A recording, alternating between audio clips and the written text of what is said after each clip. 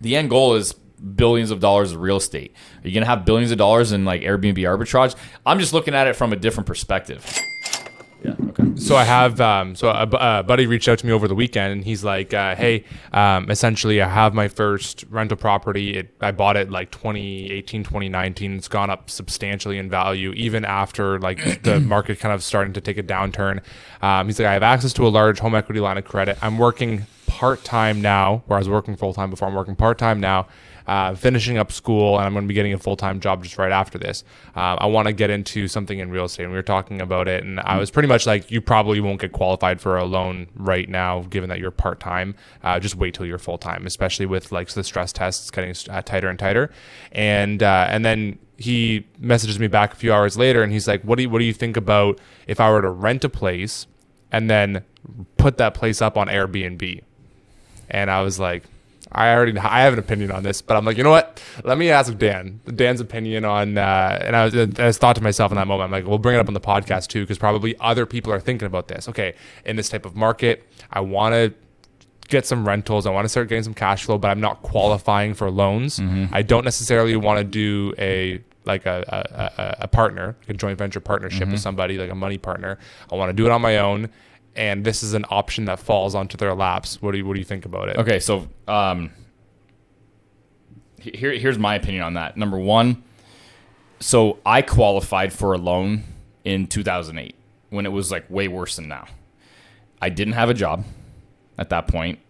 I think when I was working TPT at GM, and I had just left because I had dropped out of school, and you can't be working TPT at GM unless you're in school.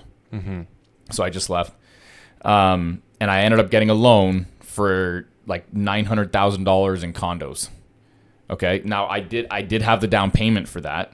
Does he have like a down payment? He probably does. From a home equity line of credit. So that will be the problem. Mm-hmm. Banks will not like that, number one. Yeah. They don't like when you use like, and they won't want to know where that deposit's coming from. So that's an issue. But at the end of the day, you still might be able to get a deposit or a down payment. Mm-hmm. Like if he can scrounge up a down payment, yeah, he might be able to still get a loan. So his first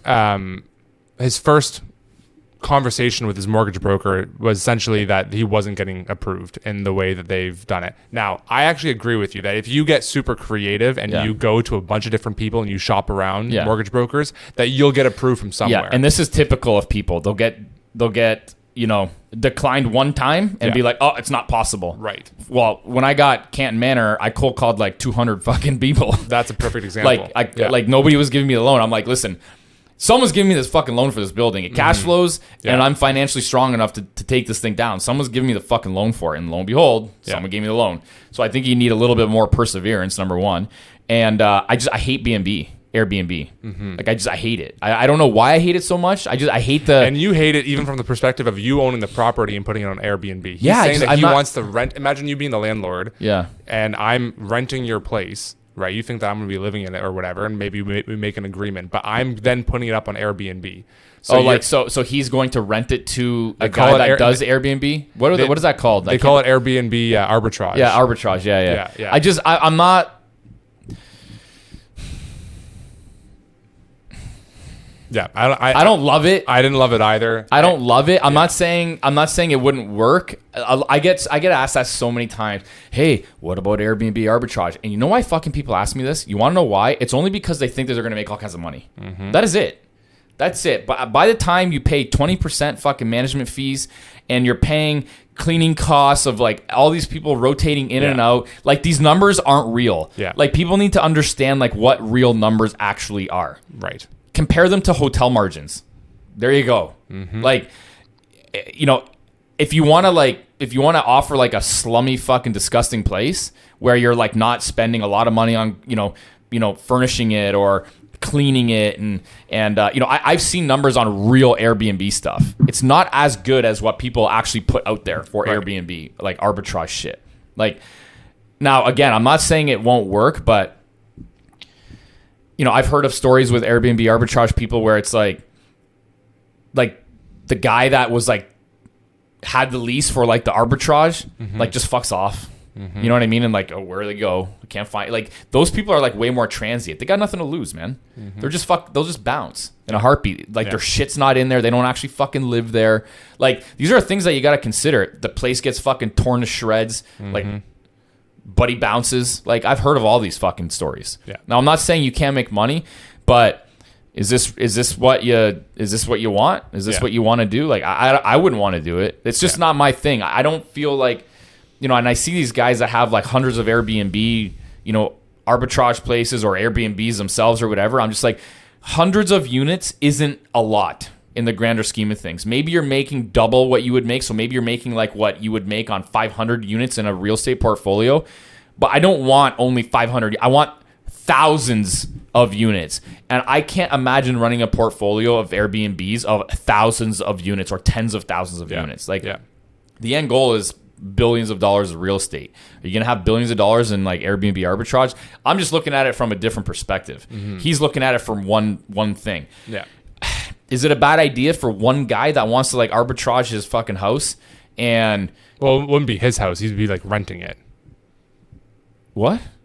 In arbitrage, you don't own the place yourself. You're renting it from somebody else, and then you're re-renting it out on Airbnb. He wants to do that. Yes. Oh, yeah. Okay. As he being the middleman, essentially, like, so in this example, let's say that you were to have. I think it's the same shit though. Yeah, exactly. Yeah, it's the same shit. Yeah. So, what essentially I told him, I was like, listen, it's like a fucking other part-time job. For real. Yeah. Like, you know, like, exactly. What do you want to actually do? Yeah.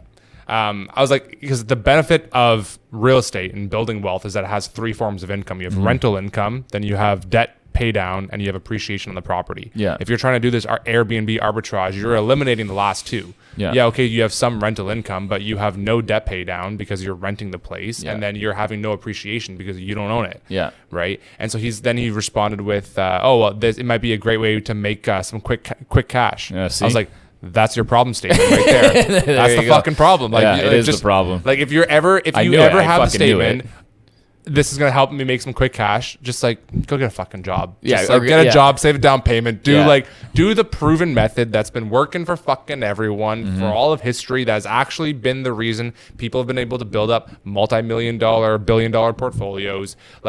Like you said, no one's becoming a fucking billionaire off Airbnb arbitrage. Maybe. I don't know. I don't know anybody, but I could tell you right now, there's more fucking millionaires and billionaires that were produced off of traditional real estate ownership than fucking Airbnb. That is for sure. Yeah.